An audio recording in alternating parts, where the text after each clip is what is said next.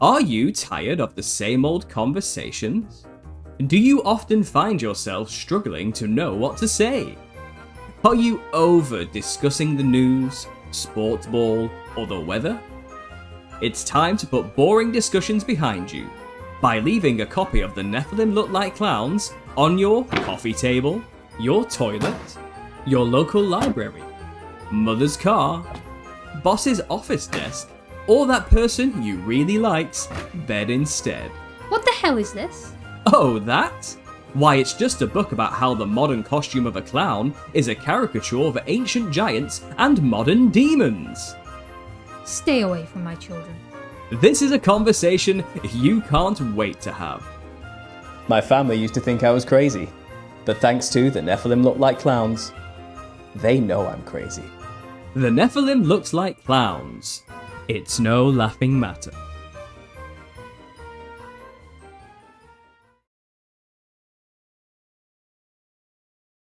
Hello everyone, come on in, sit on down. Hello Art, great to see you there. I'm going to do an off-the-cuff live Q&A because I have just come off of a podcast visit with Beyond the Paradigm, Paul, the host over there. He's a British lad from the Northwest, just like me, and we've had a good, deep old conversation about the millennial reign of Christ theory. And you know what, he offered some great back and forth. He asked some challenging questions about scripture, you know, and I think we had a great conversation.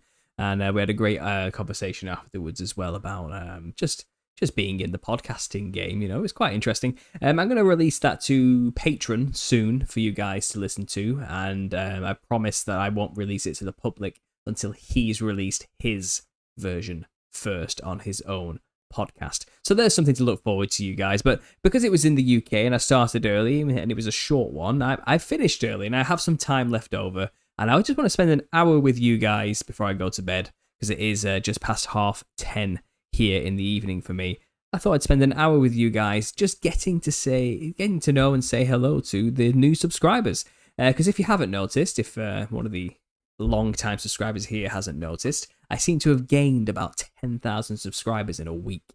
And this is in no small part at all to the Parasite presentation that's on my channel. So if you don't know, I had Vitali of Alpha Talks on the channel with Joe from JT Vollers JC. And they both came on because I had been following Vitali's work for years, you know, and I knew he had this great body of work on parasites and their relation to demons and the similarities between the two when you start actually looking at them.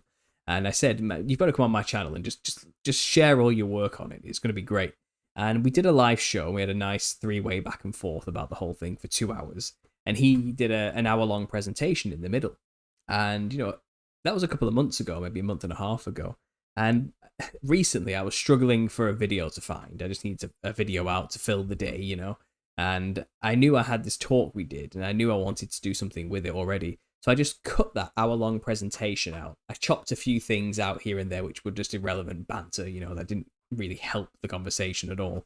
And I added a few extra images in here and there to emphasize the points we were making.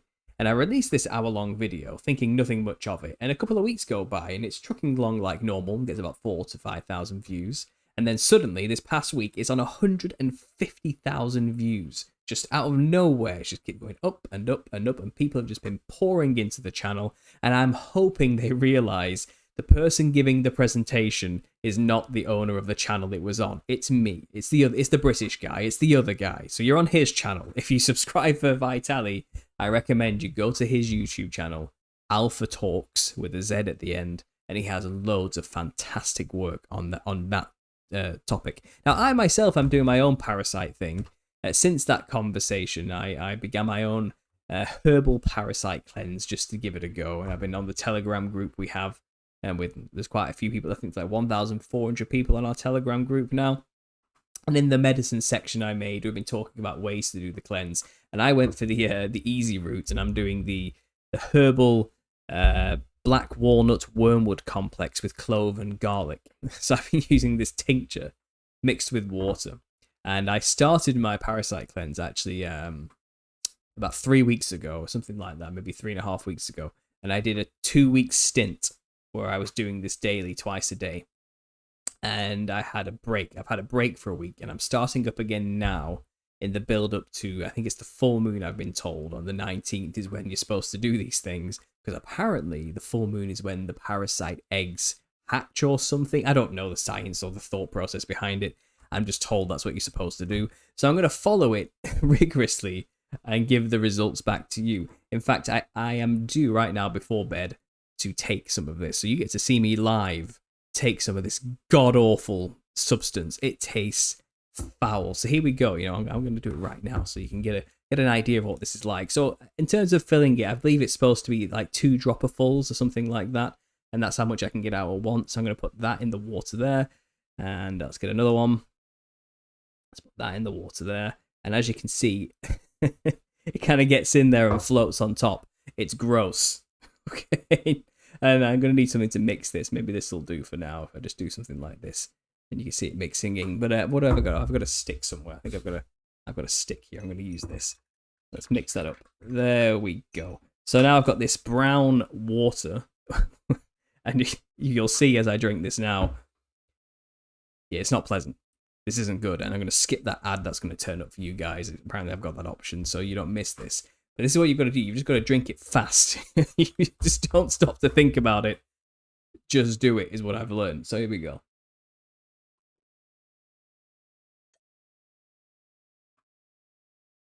Yeah, there it is. It's got this tree-like aftertaste that burns your tongue and mouth. I'm not going to lie, it's getting easier. It gets easier to do the longer you do it for. There you go. So that's my second dose for the day. I'm starting up that final cleanse. I think I've gone through a third of the bottle. You can't really see it there, I don't think. I've got about that much left, which I'm going to finish off now in this last week. And I'll give you the results at the end of it.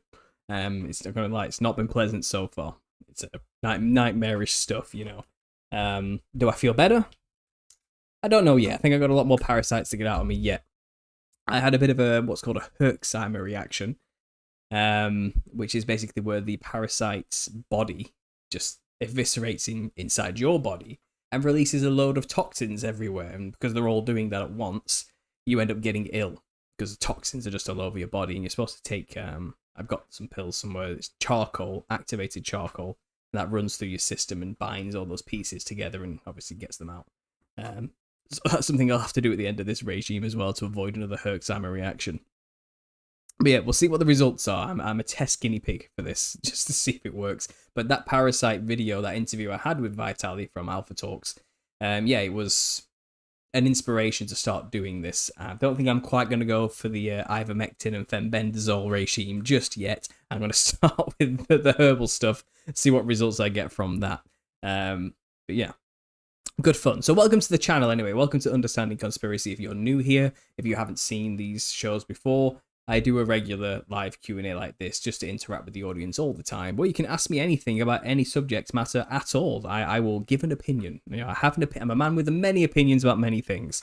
Not just parasites, not just the Nephilim, and not just the Millennial Kingdom. But I know that's what you guys like to talk to me about. So let's give it a go. Let's see who's in the chat. Let's see what's going on. Again, Art, great to see you. Love this ad. Thank you. Yes, the advert I played at the start of this for my book, The Nephilim Look Like Clowns. I am milking it for everything it's got because I spent a day making that advert. I think it's hilarious. You think it's hilarious. I'm just playing it anywhere and everywhere I can until it's played out and everyone's sick of it. And then maybe I'll make a new advert for you guys. Who knows? But I'm glad that people seem to like the advert. I've had a great response to the advert, and I'm very happy about that. If you're wondering what advert I'm talking about, just go to the start of this video, pull the timer back, it plays at the beginning, so you know what we're up to, what we're talking about, and you can get a little bit up to speed. Hey everyone, I hope you and your families are doing well and feeling blessed today, says Limited State. Thanks for being here, I appreciate it. We've got Eva Rose from Canada, we got Joshua Gullett. Hello and good evening from Tampa Bay, Florida. Thanks for being here. I appreciate that. We've got Brett in the house. We've got Claire. We've got Molly. Molly says, I'd love to hear your perspective on Archaic's work. Thanks for all you share about the clowns and jesters. It's so interesting. Archaic's, yeah, I don't really know enough about his work to make much of a statement on the guy personally, and I'm not looking to disparage anybody or anything for what they do. I know he's very much of the alternate timelines, alternate chronologies. He has his Phoenix chronology, doesn't he, about the cycles, the destruction cycles of the Phoenix. I need to look more into that before I make any opinion on the matter. But I don't know much about the guy to say much, so I'll probably just best to leave it at that, to be honest. But people have recommended Archaics to me a lot, and I will probably spend a time when I get the time to just dig into everything he's done and see what the gist of his shtick is, shall we say. I hope you and your family's doing well. Hungry Wolf, thanks for being here. Satanists have been ramping up their public rituals, says Matt R. Man. How do we fight against these globalists? You sound like Alex Jones. It's the globalists. They're out to get us. Well, look, there's only so much you can do as an individual. You're not going to change the world yourself, and all we can do is talk about it and put their dark deeds into the light and expose them. That's the best we can do as individuals.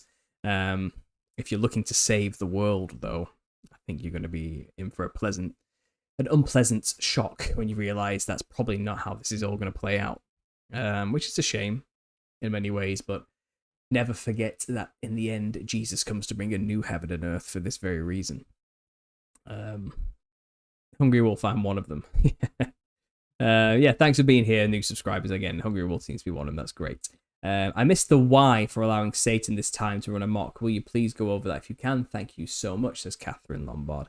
The predominant theory of why Satan is allowed to be released for this short period is the main theory I've come up with is the rest of the dead who didn't know Christ prior to Christ, who died before having the opportunity to know the Savior, are possibly living out their life in the little season with Satan around to bring that balance, in a sense. Not that we need good to balance out evil, and not in a dualistic way. More of a so people can walk by faith and make the choice to know Christ, rather than, if people didn't have to have faith, it wouldn't be much of a test, would it? Let's put it that way. So imagine this: the people who lived during Christ's reign, or the people who saw Christ die and then be resurrected, did they need convincing that Christ was who he said he was? Not really. They didn't need much faith. They knew. It was easy to be proven to them because they lived during that time. Now, it would make sense that once Satan's released, then the rest of the dead live not again till the 1,000 years of Satan's imprisonment was over. If we are those people, then Satan is kind of a necessary evil during this short period to give people the choice. Free will is kind of the issue.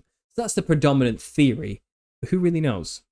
Who really knows? For all we know, this could be one big joke for God to let Satan just think he has a chance and go on then, do your thing, let's see how far you get, and then cut him short to finally prove to Satan that you never had the power you thought you had. Maybe it's something like that, and it's just beyond us as humans to on the bottom to understand that choice. But I do think the rest of the dead theory is a good way of viewing it, in a sense. But who knows? Who truly knows?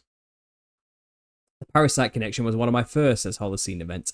Yes, and that's a lot of people have come from the Parasite stuff. And I do talk about those things on my channel quite a lot. Spiritual warfare aspects, demons, things like this. Again, I have my Nephilim Look Like Clowns series, which I am predominantly known for. But I do branch out into all sorts of topics. So definitely check out the playlists on my channel if you haven't already. Check out the backlog of collaborations I've done. They're all in playlists. You can go see. I have about 500 videos on this channel spanning over 8 years dedicated to all things conspiracy. So my content is what we call evergreen content. That's the phraseology YouTube likes to use. It doesn't matter when you watch the video. It will still have value for you in whatever time you are watching it. My work is not really time sensitive. I don't cover like recent events that you've moved past. You know what I mean? It doesn't matter. I don't need to watch that video anymore. That was years ago type of thing. You can watch any of my videos, and I try and make it so no matter when you're watching them, it will still be relevant to you in your time. So go back and look at all the old videos. See if there's anything you like there. Go check it all out. The Parasite video was amazing. I shared it everywhere, says Catherine. Yeah, Excellent. Yeah, like I said, it's gone off the charts. Like it's gone viral is the word, isn't it? And it's brought a lot of new traction to the channel, which is great. I feel guilty because it's Vitali put all the work into that presentation. I was just the host, so he really deserves all your subs. I'm not gonna lie. You need to go to Vitali's channel at Alpha Talks. Okay. In fact, I'm gonna just show it on the screen right now. So you go there and you need to subscribe to his channel.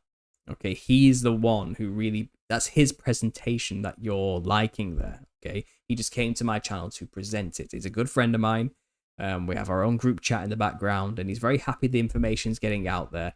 But I really want you to go and give him the credit he deserves. Okay, I do not deserve all the credit for that. I may have made the talk happen, but he is the guy who really put it all together. Okay, so I am bringing up his channel on the screen now. Here it is. This is Alpha Talks channel. This is who you're looking out for.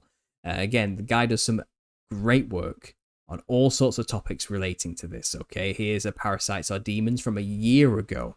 Okay, a year ago he did this. All right, and this is nothing new. He talks about the Millennial Kingdom as well. He's been on his channel to talk about the clowns. He talks about the nature of gluttony and sin and how the belly is the seat of the soul. And he has all sorts of really fascinating work on all sorts of topics. Okay, so go and check out Alpha Talks channel and watch his videos on all of this. I think you'll find it really fascinating. And he has done some great work on parasites. He is like the heart of the body, how he's talking about the gut and how it really is the heart of the body, not the heart as we know it, but the spiritual heart. All sorts of stuff. Honestly, his work goes back years. Go and give him some love. Go and show him the support he deserves for that fantastic presentation that you all loved on my channel. Okay, so there we go. Credit where credit's due. Go to him, please. Go subscribe to Alpha Talks. Go follow his work. I will be getting him back on my channel soon. We were booked in for the 5th, the next month. And he's going to come on and we're going to do round 2 of the Parasites. And we're going to talk about all sorts of other things as well, okay? And we're going to talk about the gut and the importance of that, spiritually speaking, too.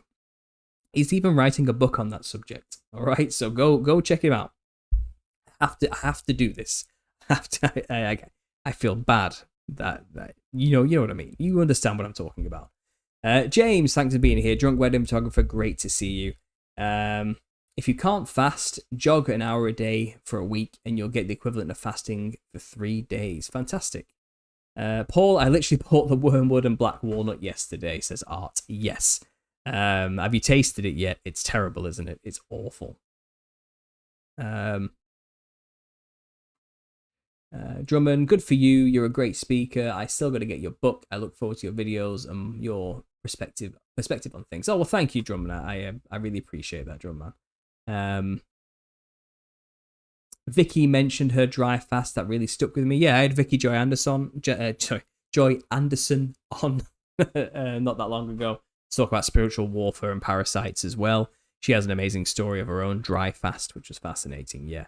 And if you don't know, that's what I do on this channel. I invite a lot of conspiracy people onto my channel from all walks of life with different views to discuss their perspective on things as well. That's my live show element. I do these live Q&As every now and then. I have my own podcast called The Truther Therapy Sessions, which is dedicated to what it means to be a truther.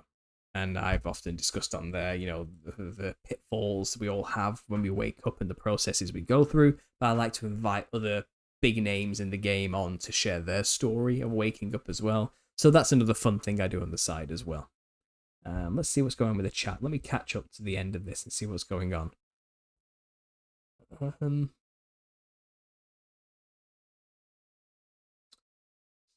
Sorry, guys. The chat kind of jumps away from me.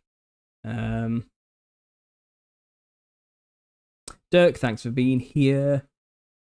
Has been 1,000 years. Question, do you agree that the millennial reign is at least 1,000 years, or do you think it was shorter?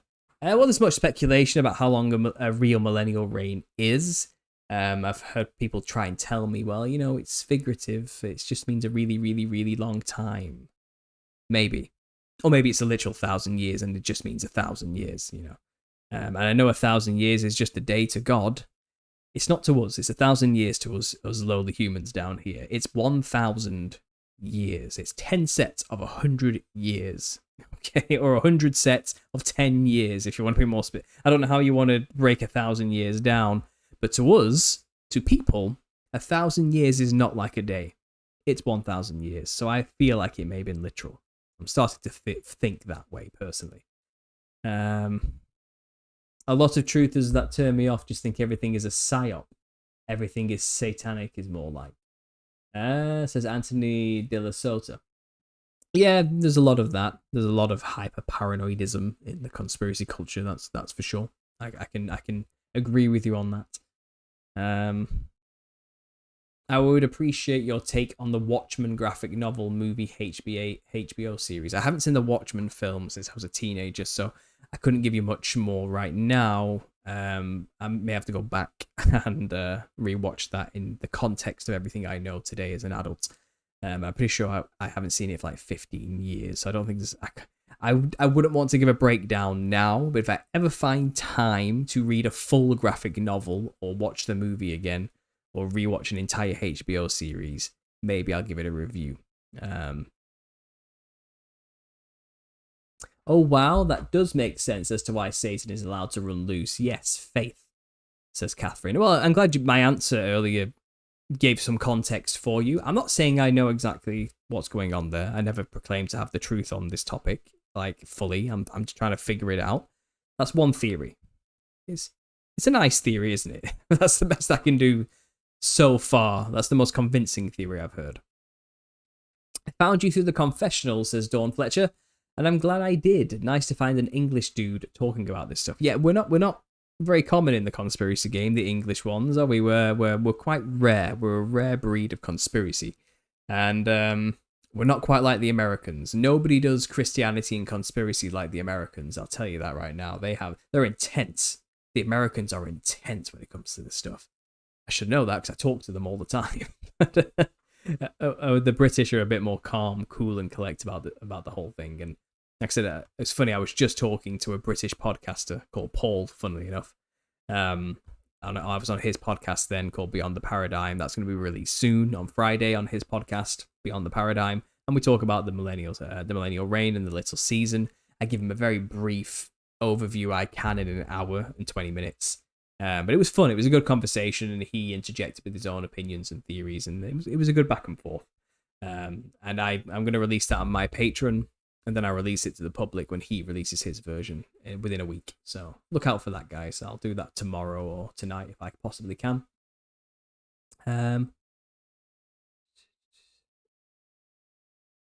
Thanks for your response about archaics. Yeah, I'd love a Christian perspective on it. Thanks so much, says Molly. Okay, like I said, I'll maybe tackle that in the future. I don't know enough about the guy to form a solid opinion, but from what I've heard so far, I'm a little bit suspect about maybe not his work, but him as a character. I follow him, and some of the posts he makes, I don't know, he seems like very riled up and angry lately. He seems like he's at war with a lot of people. And very firm in his understanding, should we say? That's the most diplomatic, polite way I can phrase what he looks like to me as an outsider at the moment. But again, I don't know enough about his work to know, is that justified? Is he justified in behaving and saying things like that and attacking other people for being frauds and stuff, like he likes to do? Maybe I'm not a fan of Billy Carson either. I think that guy is a charlatan through and through. Like every time I listen to that guy talk, I'm like, you're literally just making stuff up. You're just making stuff up now and lying to people about history like that. So I get Archaic's anger towards Billy, but I don't know enough about him himself to make any judgment necessarily. So that's all I can really say on Archaic's. Maybe he's a really nice guy and we should have a talk with him. I don't know. Do you believe there is a medium between the divine creator and astrology? I mean, everything's created by God, don't get me wrong, like including the stars, and I do wonder if we as humans may have layered upon them signs and symbols which might not necessarily be there, but because of the cyclical nature of the creation and the cycles and the spinning, and maybe maybe you could say God did create all of that. I mean, the 7 sacred sciences, which are not the knowledge of God, there's a godly way of doing them, and there's a perverted way of using them. And I do believe astronomy and astrology are kind of 2 sides of that same coin. And you can use astrology to divine the future or for some kind of nefarious, personal, selfish means, or you can use it as a way to discern the signs of the times by God's calendar. So I guess there's ways to interpret that, but I'm not here to say everything's evil, necessarily. I think it's the intent behind what man chooses to do with that knowledge that defines what is and isn't evil, fundamentally. Have you read The Parasite, Phil? I haven't, Phil. No, I haven't. I'm sorry. Coming in from Dawsonville, Georgia, says Mary. Thanks for being here. Evergreen, lol. I take that as a compliment, says Turk.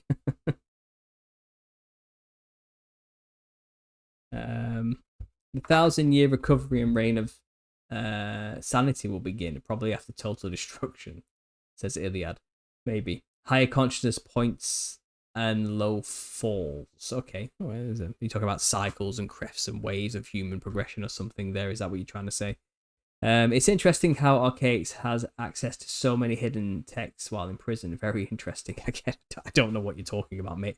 Yeah, maybe. Billy Carlson ruining the truth with his bastardization of history and muddying what's real and what isn't, says Hungry Wolf. Sure. We're in a programmed, okay, I'm not going to swear, Matrix. Yep, we are. And God said, let there be lights in the firmament of heaven, divide the day from the light, and let them be for signs and for seasons and for days, years. Exactly. So there's a purpose, and they're useful as a calendar. When you start divining things from them, I think that's when you're kind of borderline crossing into an issue there. But even then, there isn't to say that maybe God didn't intend that in some way to be a part of the structure and the design of things, in perhaps as well. I don't really know. But it's not something I personally care to dabble in myself, but I'm not going to disparage people who do necessarily. How much of your theories do you believe versus just exploring thought experiments? Well, they're not really my theories. These are the theories of a lot of people amalgamated together that I'm just speculating on and melding together and forming my own way of saying them. I feel like 90% sure that the little season theory holds a lot of weight. And it's a fantastic answer to the Tartarian question, which is evident that there was an advanced civilization that doesn't fit into our human history, so-called, that we've been told. And I think the Christians need a response to this overwhelming evidence that this happened. And the Millennial Kingdom gives a solid answer that's biblically grounded.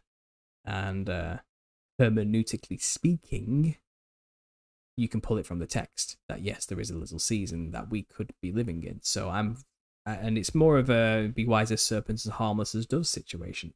Are you better off not knowing that this is a possibility than just outright rejecting it and never understanding it? So when things do finally go down in whatever way they go down in the end, you won't be deceived because you've considered it from all angles to best understand what's going on in that moment. That's where I am on it. And I think it can't be ignored as a topic just because I might not like the implications of what it means necessarily.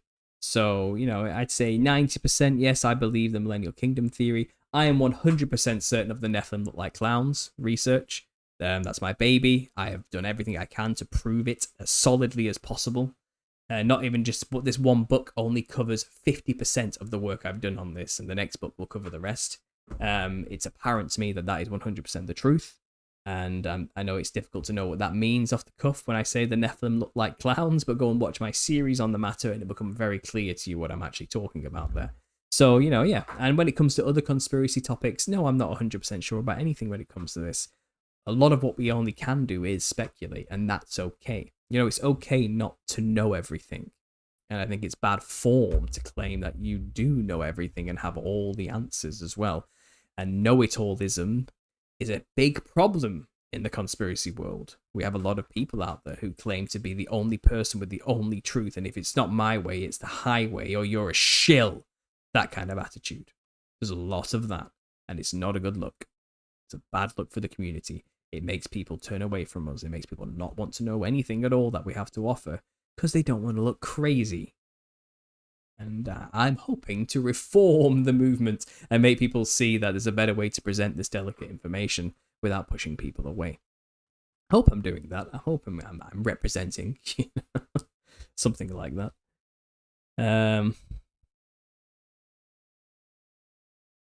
Each season is roughly 1,000 years. We are in winter, says Matt. Oh man, maybe.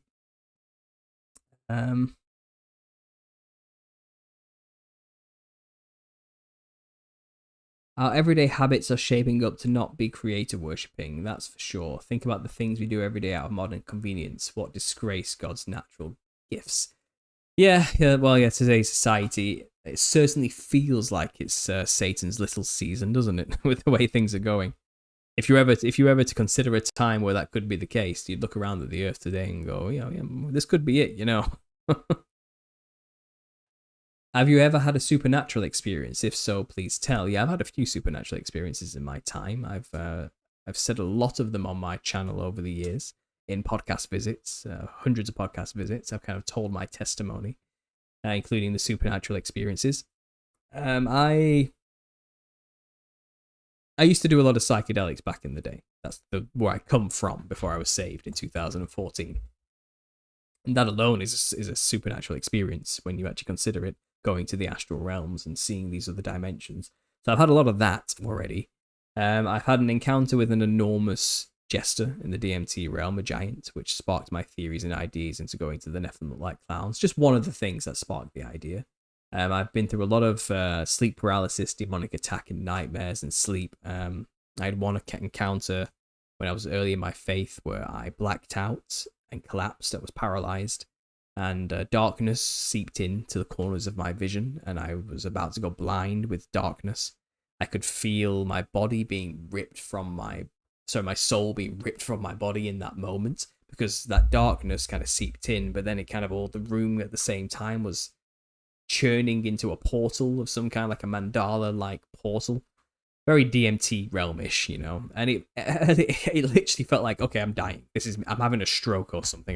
This is it. I'm dying in this moment, And I said, Jesus, help me.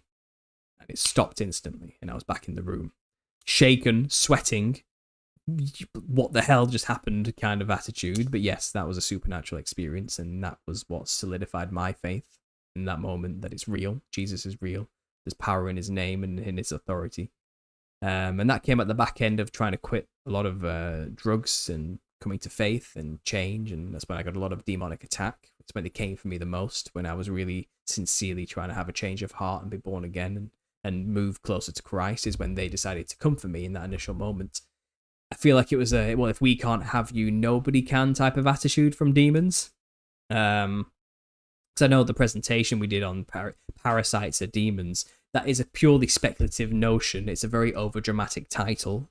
But I think it's more like parasites are conduits for demons, or a physical manifestation of a spiritual consciousness. So demons are still separate consciousness, are entities separate from us. They exist because they are the disembodied spirits of the giants, the Nephilim that once roamed, And it's very possible they use parasites in the physical realm to influence us and control us and host us or possess us, So it's not that parasites are demons necessarily. They're more like antennae or conduits for demons was the point of that presentation.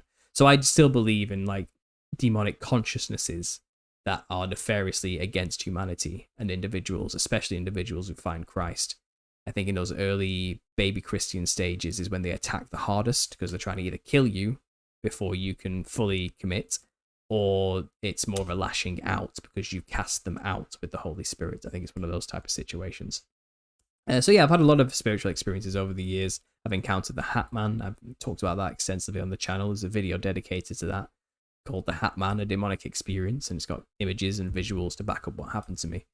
Yeah, I've been through it. I've had a few. And I'm a dreamer. I dream every night of vivid, complex things, and I suppose I've always been like that. I suppose I'm a big deja vu person as well. I'm constantly experiencing that type of thing. I'm not like I'm not like in new ways like I'm an empath man, you know, but I do pick up vibes quite easily with people. You know, I'm very in tune with people and emotions and things like that. But yeah, some people would say I'm too nice as well and naive, maybe, but I'm learning not to be the more I exist in this world. I'm not gonna lie. So yeah, I've had a few spiritual experiences over the years. What made you choose Jesus? Because it's the truth. All my research continuously led back to that, and I didn't like it at first. It took a long time to accept it, and then obviously, as I said, a series of events happened as I gave myself over to him, which proved to me he is real and he loves us and he wants the best for us, and he is our best weapon and friend and ally in this world, which is corrupt and fallen. So that's kind of how and I can't convince you of that just because that's what happened to me, but I've had my own experiences which have proven to me that that's the case. So that's it. That's all I can really say, you know. Nonconformist says thank you. You're welcome. A relationship with God and connection to the Holy Spirit helps. Absolutely. Man, I had a similar experience, says Between the Air, to one that you say you had when your clown theory first began. The random vision and ear-ringing coming out of a sleep, like spontaneously going into a DMT trance. Well, this is the thing. When I was doing the psychedelics, I didn't see entities until after I quit psychedelics. Then, like a year later, I had a DMT flashback, and I ended up going back to the DMT realm for no reason whatsoever. I haven't touched the stuff in a year, you know. But there I am. I'm back in this place that I recognize. Like, oh, this is the DMT space. I've been here plenty of times. I know where I am. But this time, I'm looking up at an enormous jester. You know, this black and white fractal pattern, big purple wide mouth, big glowing eyed, jester horned, serpent monster giant thing. And I'm looking up at this like, what am I supposed to do now? You know, and then I'm back. And that always stuck with me. And it was one of the major inspirations to do the Nephilim Look Like Clowns series, because there was something there. Like, there were these things in the DMT realm that look like clowns. Why are they there? And the Jungian archetypical representation of the collective shadow of humanity's consciousness didn't cut it for me.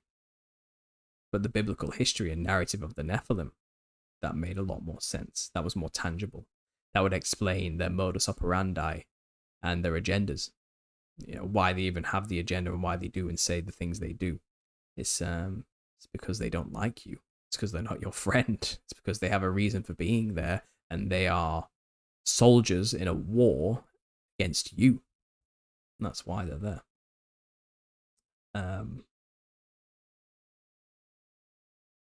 Top 3 Millennial Kingdom channels besides yours, says Brett. Well, I gotta give a shout out to my main man Joe from JT Follows JC. Again, Alpha Talks does really well. He does some great work. Exploring Tartaria had some fantastic stuff. You can still find her videos anywhere, and that's definitely worth looking into.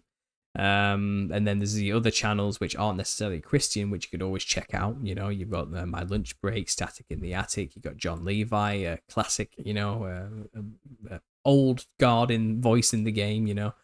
But there are plenty of channels out there to go and find these things. There are a lot of new channels as well, little ones that are really passionate and have their own shtick and idea and viewpoints and all of this. And I'm trying to get them on the channel, you know. And there are some channels out there which are absolutely nuts and I just avoid completely. But, you know, I'm not going to throw anyone under the bus and say who that is and isn't. So it's one of those, you know. Take what you like. What works for some doesn't work for others. You know, just because I have some examples doesn't mean that you're necessarily going to like them or like what they have to present. Everybody has their own way of doing this. Some people like listening to me ramble on about it. Some people hate me and can't stand me and never want to listen to me say another word ever again into their ears. Personal choice. That's fine. We can all make a choice, yeah?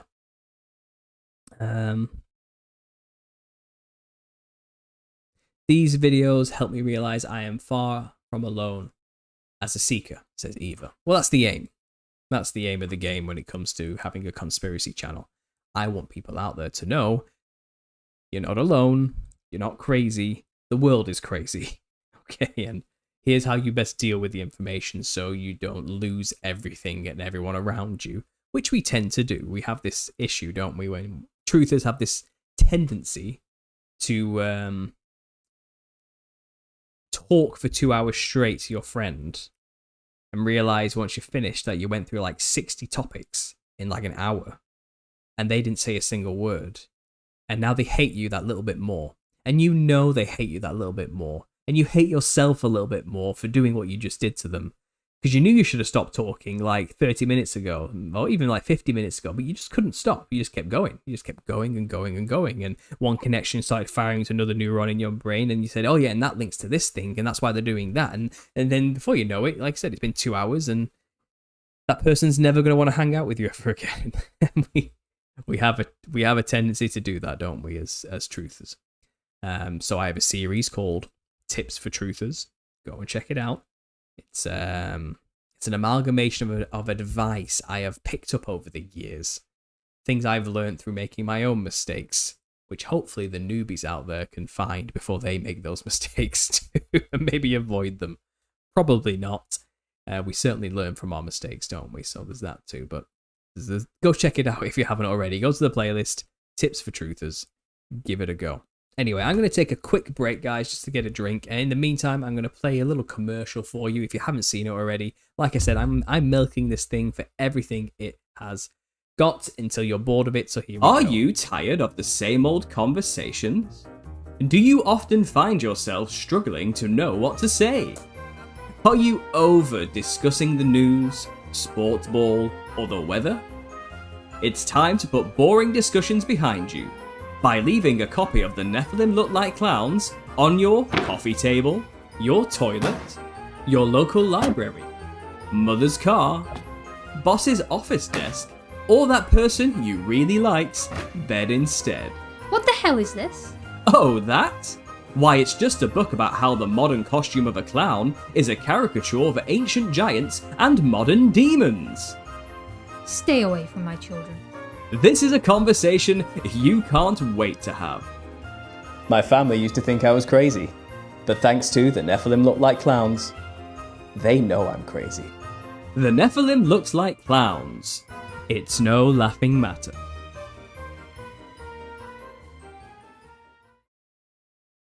Okay, guys, I'm back. I've had a bit of a drink.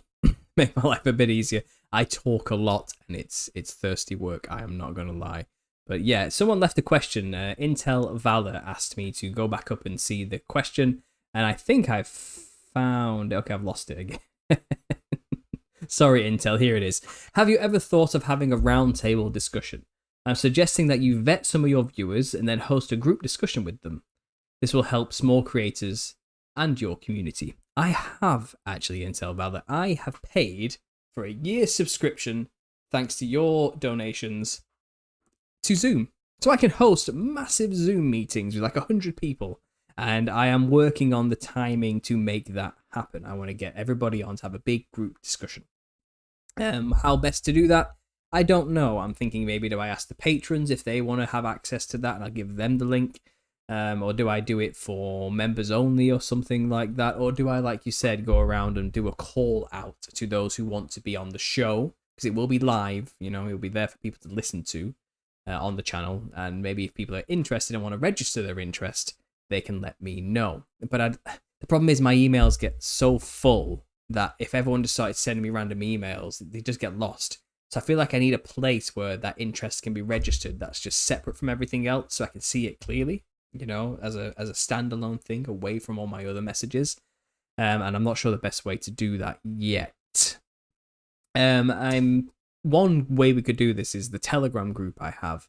I could create a subtopic in there, which is Zoom call interest or something. And if people want to register their name and what they talk about or whatever conversation, they can go to that section, say, I'm interested in joining your chats. My name is this. And maybe once enough people have registered some interest in there and I've vetted through them and we've figured out who it is that isn't going to come on, I can organize something. But it's not easy. It isn't easy to do that, And I do try and get group discussions going with podcasters, like I had, Top Lobster and the Raven from the Nephilim Death Squad channel talk with me and Joe. So that's 4 of us there together talking about the little season. They'd never heard of it before. They had their own theories. We're relatively seasoned veterans in the idea, so we were sharing it with them. So the stuff like that, But problem is, the bigger you get these groups, I have found the quicker they devolve into fights. Unfortunately, they do, and people start bickering and arguing with each other, and no one wants to speak up to stop it. So I would have to be like a mediator, and I would have to show my ugly side to keep things under control. And I'm not sure I want to go through all that, But yeah, I have certainly contemplated it, and I'm trying to figure out the minutia. But hopefully, we can get something like that going soon. Hopefully, yeah. I hope that answers your question. I hope that helps. As soon as I know more and how I can best figure it out, I will make an announcement to get these big group calls going, for sure. But I'm also a man who doesn't have much time to do these things. I have Wednesdays and Sunday nights to do live shows like this. I don't have very little time in between. I could possibly do it Monday, Tuesday mornings UK time, but that would be like 6 a.m. for the Americans. They're not gonna. Who's gonna be awake to do that at that time? It's one of those type of things. So it's tough. There's a lot of factors working against that happening for me, unfortunately. Matt Arman says, I need this book. Excellent. Links down below. Go to Amazon. You can get yourself a copy of The Nephilim Look Like Clowns by following those links. Absolutely. In a utopia, what would your daily routine look like? In a utopia, I don't know. I've never lived in one. I couldn't tell you. It probably looks something like the Millennial Kingdom once you're done with your day, though. It probably looks something like beautiful cathedrals, beautiful artwork, beautiful streets, beautiful nuances and details on buildings that are just completely unnecessary, beautiful gardens. People would be tending to everything around them to make the aesthetics pleasing. And that sounds like the peak Victorian, late Middle Age period to me, doesn't it? So we'll see.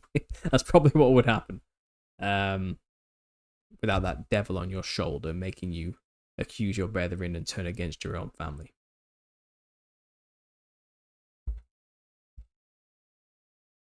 I would schedule to be up at 6 a.m, says Battered Kitten. Well, so people are interested then, that's great. I'll see what I can do. Preliminary now, if you want to email me at understandingconspiracy@gmail.com. And if you're someone who thinks you might be good to be on that panel to have that conversation, then let me know. If you are a small channel looking for more exposure, then let me know. I'm all for helping the little guy. I'm all for helping others. I like to pay it forward. I've been there. I had to start from nothing as well and build myself up. So I'm always looking to help encourage new starters in the truth community to get their voice out there. So let me know if you're interested via email for now, I guess. And maybe I'll try and keep it all organized in a file separate somewhere. But I am not the best. I'll tell you the truth now. I am not the best at keeping my emails organized. Not at all.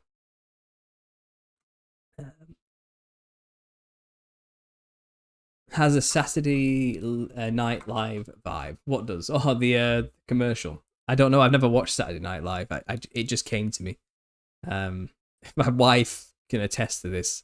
The night before, I was there with my hands on top of our dining table chair, just staring at the dining table. And I looked up at her and said, I've got an idea for a commercial. She was like, okay. I said, yeah, you're going to have to be in it. I've got plans. I'm going to write a script tomorrow and we'll get I'm going to need you to be in this. She was like, all right then. I went to bed, woke up in the morning, went straight into the office, wrote the script, recorded all the audio. Started when she took my son out for the day to give me time to work. I started slapping the book on things, filming it with the camera. And then I went to see my mum at the library. Said, Mum, you're right if I just put this on this shelf over here, don't mind me, And then I said, I need you to come round. I need you to sit in the background while I say some stuff to a camera. She was like, okay, well, I was going to come round anyway and say hi later, so after work. So I said, perfect, come round, And it all kind of just fell into place. And then the next day, by 6 p.m, it was done and uploaded, and I had an advert in a day. It came to me all within 24 hours and was made within 24 hours. And I'm quite proud of it, if I do say so myself. I think it turned out way better than I anticipated it to actually turn out. So there we go. So I am just throwing it everywhere on everything for now for the next 2 weeks. I don't care if you get sick of it. It's my channel. I'll shill my own stuff if I want to. But yeah, get yourself a copy of The Nephilim Look Like Clowns if you haven't already, guys, on Amazon. Available in all countries, I believe, except for India. I think India has a problem. And Belgium? I think Belgium has an issue. Is it Belgium? Some guy from Belgium was telling me he couldn't order it. And the only person who was selling my book was some third-party seller from Florida who was selling my book for £80. Like 80 quid? You joking? And I think he thought I was selling it for 80 quid on there. I'm like, that's some random guys bought my book and is reselling it at £80 in Belgium, of all places. It's so bizarre. Apparently I'm not in that market. I don't know what's going on there. I'm posting that commercial on my Instagram story, says the drunk wedding photographer. Yeah, spread it, guys. Spread it far and wide. I might even see if I can pay like YouTube to put it places. I'm just gonna have some fun with it, see what happens. In terms of Nephilim, there seems to be a deeper connection between the demon fallen thing Lilith and Sasquatch. What's your thoughts on this? And Lilith being the Baba Yaga. I'm not gonna lie, I have no idea what you just said. Like, I don't know. I'm not sure. Sasquatch is a giant hairy man, beast, ape man type creature.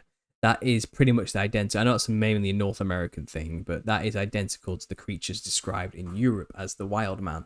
And there's traditions dating all the way back to Thracian culture dedicated to venerating those creatures. I think the Sasquatch is just the European flavor of the wild hairy beast man. And from my research, they seem to be the descendants of the Nephilim, not 100% angel-human hybrids. They're like the grandchildren's of the originals who kept mating with women and diluting that bloodline. That seems to be, they're more like the Elio or the Eliud described in Jasher than Nephilim themselves. And in that context, Lilith then is a metaphor for human women. Off the top of my head, that's how I would square that. I'm not sure what you're talking about with the Baba Yaga thing. That's completely new to me, unfortunately. Found your channel a few days ago. Really enjoy so far. Ordered the book. Maybe part 2 coming. I don't know if I subscribe to the Millennial Reign theory. Can you suggest material, says Titan.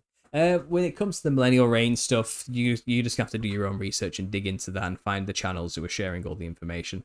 My channel's one of them, but there are lots of other channels discussing this in detail. Listen to the debunkers as well. There are debunking channels out there who don't like this theory. Compare the two. See what they have to say, see what we have to say, and see what you come to.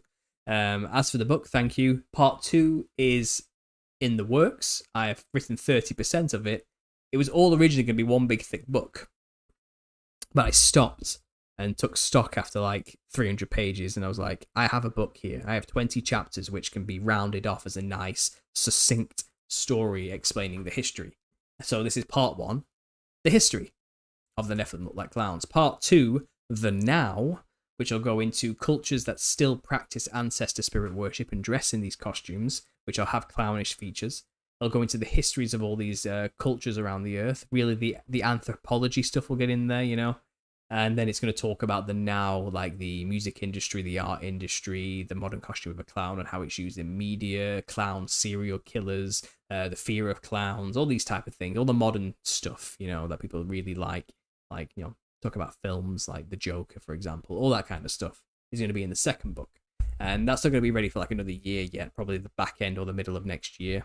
It takes time to write a book properly, and this, I would define this as a scholarly work. It's heavily referenced. I'm not just making this stuff up. I've read a lot of books to make this book happen, And I'm going to have to do the same because I'm talking about other people's cultures. Very sensitive matter. I want to do each culture justice. I want them to actually be a fair representation of what these people actually believe.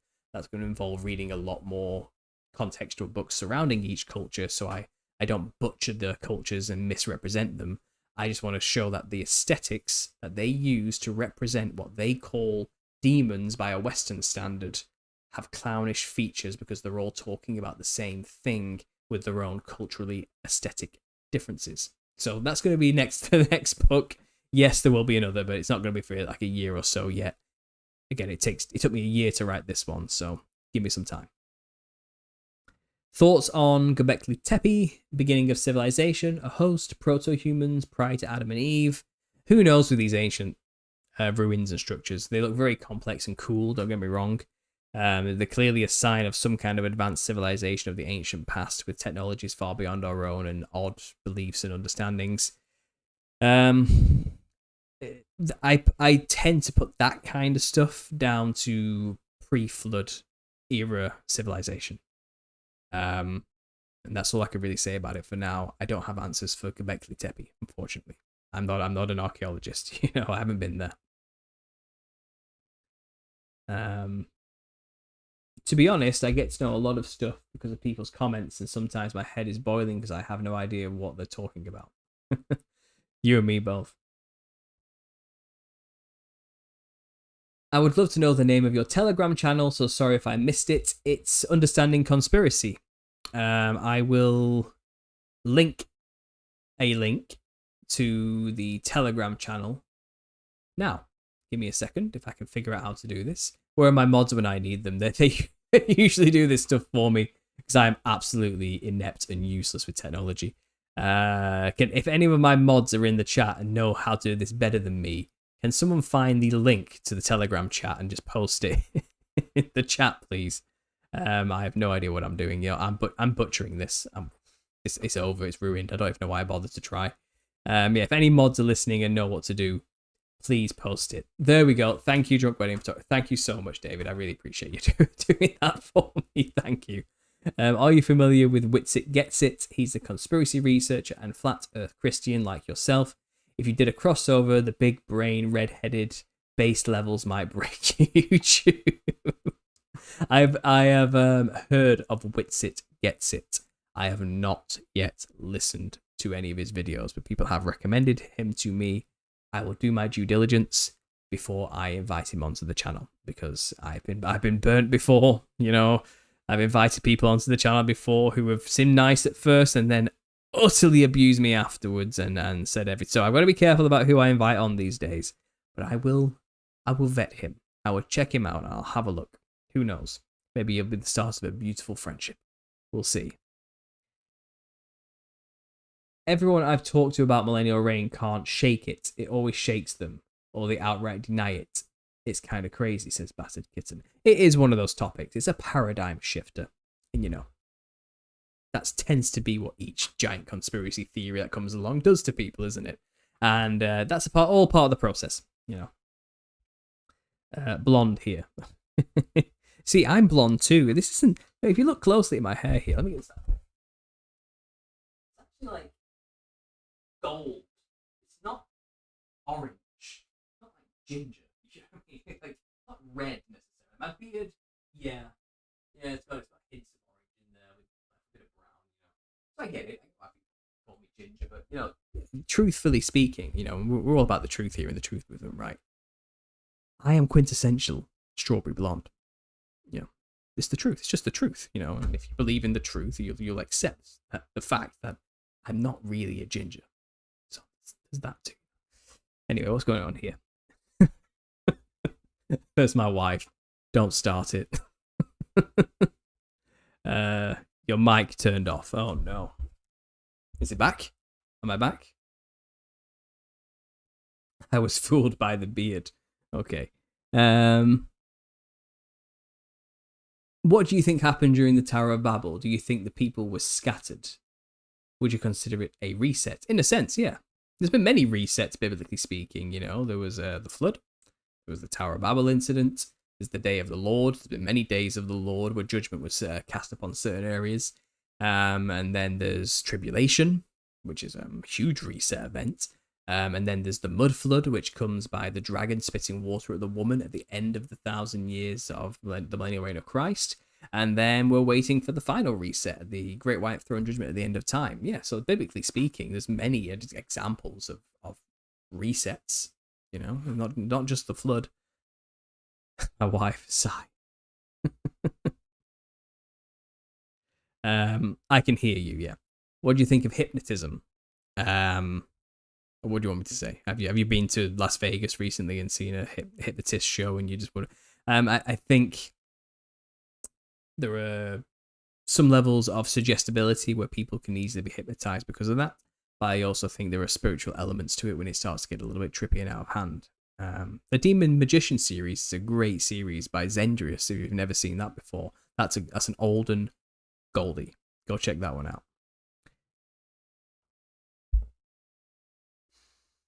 As Christians, and your channel name being Understanding Conspiracy, would you say that there is a conspiracy against each one of our individual souls? Well, I think everybody has demons assigned to them for their own specific purposes and their own specific understandings of your individual pulls and desires and temptations. Yeah, absolutely. I think we're all up against it, certainly, which is why we all need a savior.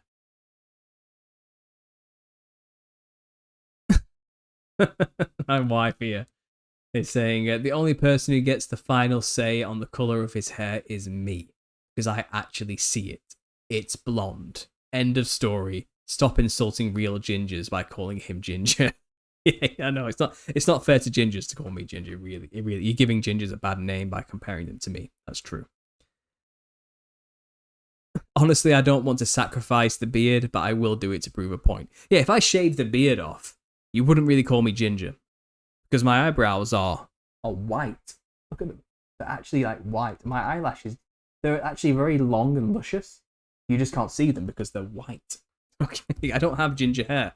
It's an illusion. It's a myth. It's the saturation of the camera, of the webcam, that makes you think it's ginger, you see. It's not, when you see me in person, I don't look this red. I actually look really white and pale.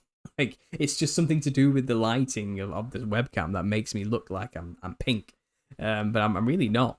Like, I'm like deathly ghostly white when you meet me. I don't know. And I've got like, I'm typically Celtic, northern, cold region of the earth looking person, you know. Thoughts on the origins of different races? Okay, I'm not even going there. I'm not going there today. I've heard that it happened after Babel, or that the fallen angels tinkered with our DNA. I've got no opinion. I'm just going to say it seems like race is more of a situational development based on microevolutionary adaptation to your geographical location. Not over millions of years, of course. Short-term changes and adaptations to your environment is why races have developed. I think that's more likely what the cause of that is. I think when you start playing that game, it never leads anywhere good. Stop it. We're all human. We all need a savior. Just leave it at that, okay? we should start seeing it from that angle.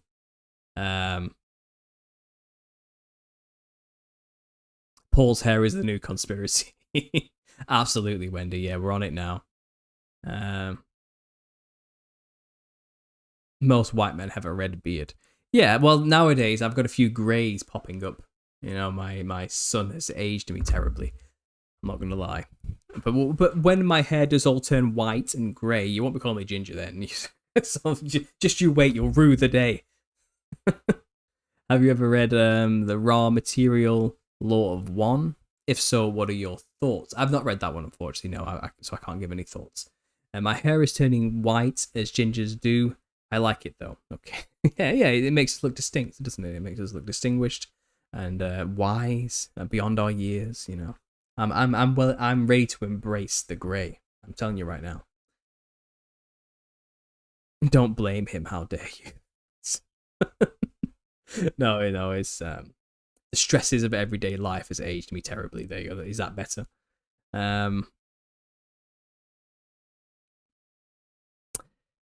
Just listen to your episode on the Confessionals channel, says Red Senpai. I'll be checking out more of your content, brother. By the way, do you have a video on your salvation testimony? I would love to hear that. You know, I have a lot of videos on that spread throughout a lot of different interviews. I do have a video called, a very old video called, I can't remember what it's called, like, Testimony of Finding Jesus or something like that, or Demonic Possession. I can't remember what. It's like a partial testimony. It's not my whole story, really. It's like a a recapping of a time in my life. But I would say I probably need to make a new testimony video, really just going into that. I've been invited onto a podcast, actually. He literally just emailed me after this podcast I was just on. And it seems like that's what he does. He wants people's testimonies. So maybe that's coming up soon. I think I've booked him in. Let me just check my emails here. His podcast is called... I can't find it. Infinite Stories. And he's called Michael Vine. And I've booked him in for the 15th of next month, which is a Sunday. So next month on the 15th, you will probably hear my testimony in a lot more detail. I think that's what he wants to do. So there you go. Something to look forward to. But I do shows every Wednesday, every Sunday, live shows. I try and chuck my own videos in between. I'm always working on fresh content, which isn't clips from longer content. But I do a bit of everything on this channel, so always expect something. Sometimes you might see repeats of things, because like I said, I've snipped 10 minutes from a 2-hour conversation and added loads of images to it because the point was just so poignant, I couldn't leave it. And obviously, I have a varied audience. Some people don't have time to watch a 2-hour podcast, so I'll break the podcast down into 3 parts or something like that. And add a few extras in there, like some video clips and stuff. So you'll see a lot of that on my channel, as well as a random episode of The Nephilim Look Like Clowns will drop every now and then, or a random thought of me just having a random thought about something will drop every now and then. Maybe me driving in the car, having a thought will drop every now and then. You're going to get a lot of varied content on this channel. I've had a lot of different topics over time. And you'll get book readings and all sorts of things. But I'm generally always doing a live show and connecting with the community every Wednesday and every Sunday in some way, shape, or form. Whether that be through a guest, through talking to you guys, or being on a podcast myself. If not doing my own podcast, The Truth of Therapy Sessions. So yeah, stick around, guys. I'm in it for the long haul. We have a powerful community. A lot of great people in the Telegram chat, so please check that out if you haven't already. All the links to all of these things are in the description to every video on my channel, including this one. So if you want to join the Telegram, go check out the link below. If you want to email me, go check out the description, it's right there. If you want to buy the book, the link's down below. Everything's there. Everything you need to get in contact with me and get involved with the community is there. So yeah, guys. Anyway, I'm going to leave it here. I'm going to leave you wanting more. I'm going to cut you short because I've been going for over an hour. And I don't want to go too late tonight. It's almost midnight. So I'm going to leave it there, guys. Thanks for listening. And as always, God bless. Oh yeah, and here's the advert one more time. Are you tired of the same old conversations? Do you often find yourself struggling to know what to say? Are you over discussing the news, sports ball, or the weather? It's time to put boring discussions behind you by leaving a copy of The Nephilim Look Like Clowns on your coffee table, your toilet, your local library, mother's car, boss's office desk, or that person you really likes bed instead. What the hell is this? Oh, that? Why, it's just a book about how the modern costume of a clown is a caricature of ancient giants and modern demons. Stay away from my children. This is a conversation you can't wait to have. My family used to think I was crazy, but thanks to The Nephilim Look Like Clowns, they know I'm crazy. The Nephilim Looks Like Clowns. It's no laughing matter.